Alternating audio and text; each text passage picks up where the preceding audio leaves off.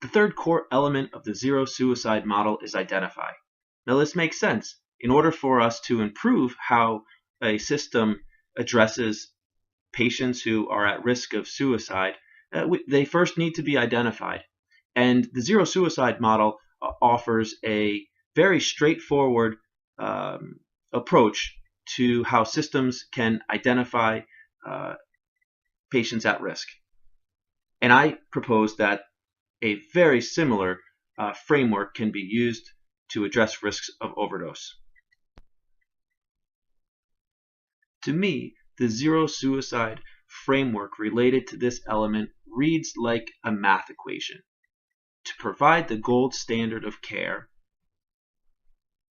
equals screening and assessing every new and existing patient for suicidal thoughts and behaviors in an ongoing and systematic way using standardized tools. Next, we're going to take a look to see how this equation can be applied to screening and assessing for overdose risks. When I've talked about this with some people, I get some resistance. Wait a second, you want me to assess every new and existing patient for overdose risk? And my response is yes. I have a sense that this may be similar pushback that was encountered when first really addressing risks of suicide. There's maybe a sense that as providers, we know who may be at risk and who may not be at risk. But what we've learned is that it's very important to ask and assess for risk of suicide.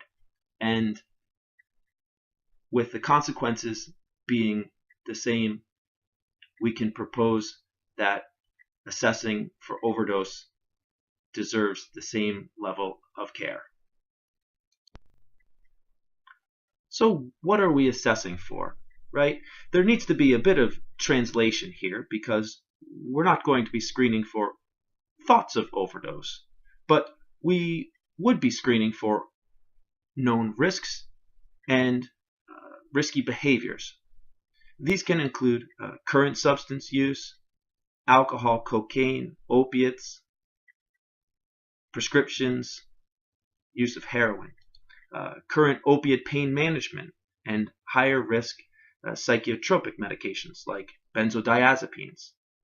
Additionally, looking for past history of the above, or past history of non-fatal overdose.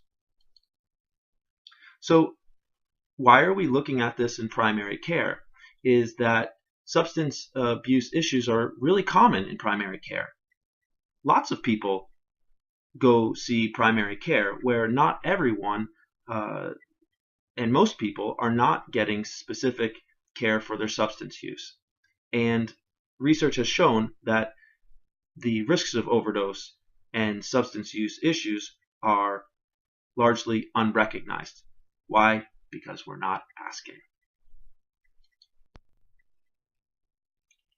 A significant barrier to assessing for overdose risk is that at this time there are not available standardized tools that are shown to adequately assess for risk specific to overdose. What the field does have is a variety of screening and assessments which can be used to assess for the presence of alcohol and or substance use issues. They include the NIDA modified assist, which is applied in primary care settings, the audit, and the DAST.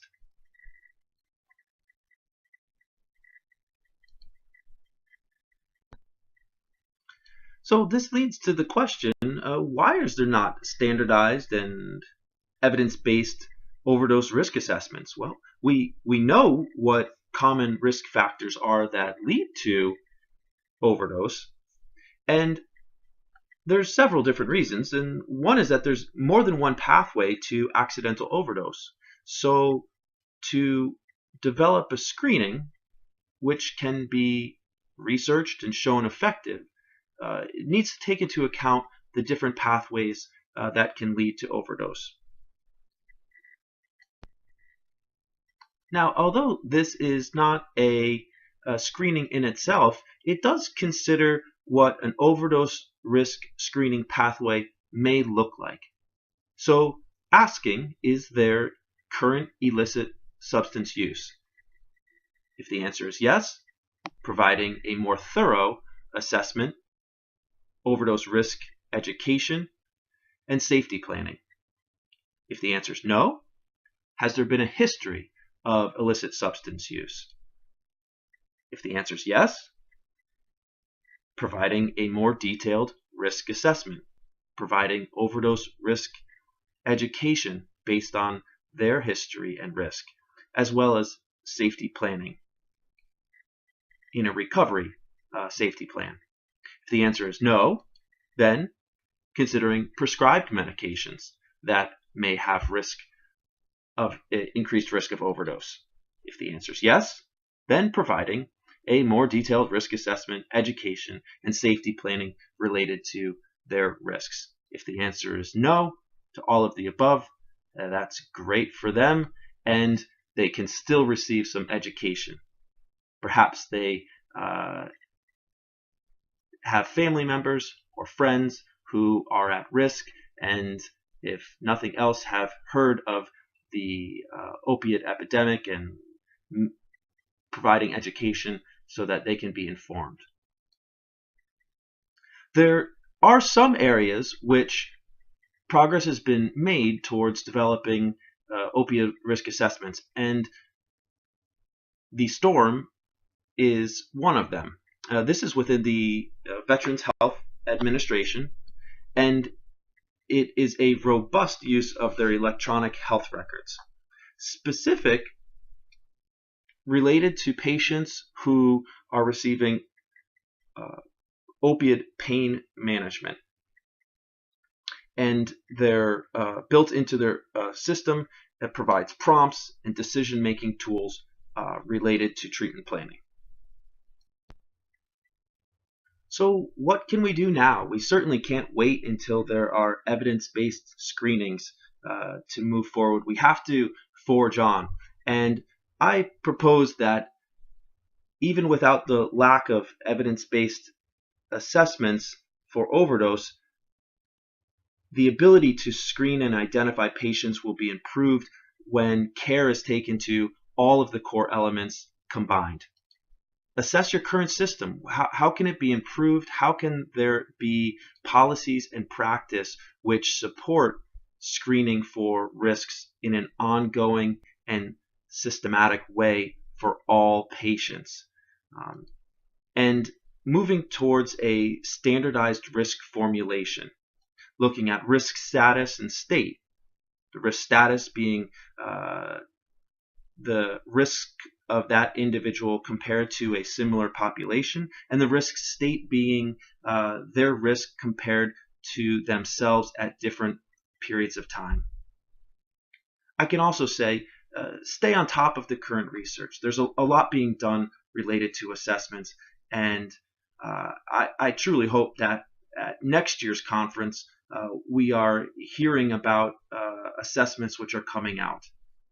And nothing takes and never put on the shelf the intuition of risk.